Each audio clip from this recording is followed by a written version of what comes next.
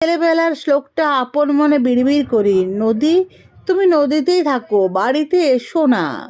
মাদারীপুর থেকে নৌকোয় যেতে যেতে দেখতুম আধডোবা কদম গাছের গুঁড়িতে জড়িয়ে আছে হলুদ কালো জলঢোড়া সাপ। আমাদের উঠোন থই থই করছে, ফাঁসছে কচুরিপানা। ঠাকুমা চিৎকার করছেন, ওরে রান্নাঘর ডুবলো ডুবলো, হাঁড়ি পাতিগুলো ধর। ঈষৎ খয়েরি রঙের সেই ছবিটি একটু একটু করে কাঁপছে। ঠাকুমার মুখখানা মনে পড়ছে না, কিন্তু শুনতে পাচ্ছি জলের ঝাপটানি।